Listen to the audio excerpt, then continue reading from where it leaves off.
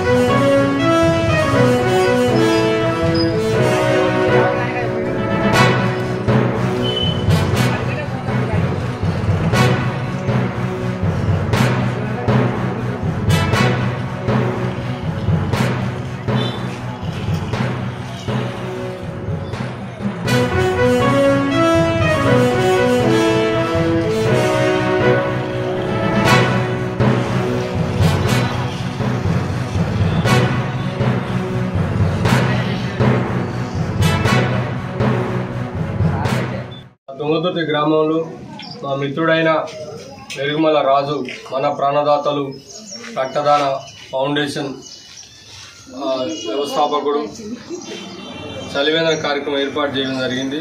ఈ కార్యక్రమం నాకెంతో గర్వకారణంగా ఉంది.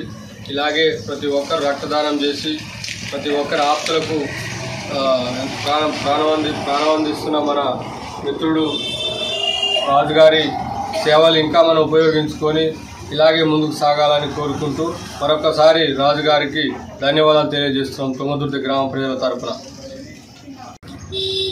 ఈరోజు మన తుంగతుర్తి గ్రామంలో ప్రాణదాతల ఫౌండేషన్ ఆధ్వర్యంలో ఈరోజు ఉచిత త్రాగునీటి సదుపాయం కల్పించడం జరిగింది.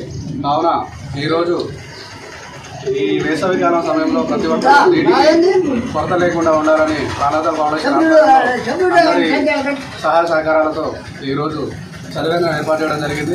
కావున దీనికి సహకరించిన ప్రతి ఒక్కరికి, పెద్దలకు, యువకులకు, మహిళలకు ప్రతి ఒక్కరికి పేరు పేరున ధన్యవాదాలు తెలుపుతున్నాను.